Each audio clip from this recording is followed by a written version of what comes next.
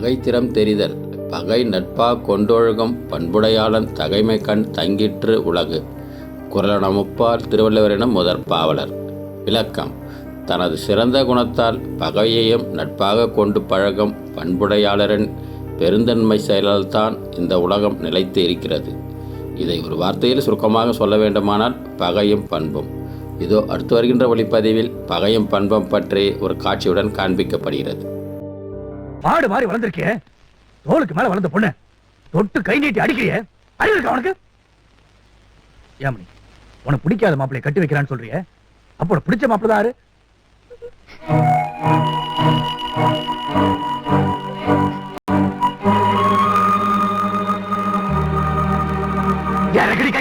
கைய நீட்டினா கைய வெட்டி போடுவேன். என்ற பிள்ளைக்கு எப்படி கண்ணால பண்ணணும்னு எனக்கு தெரியும். ஒன்றரை பஞ்சாயத்தை உன்னோட வச்சுக்க.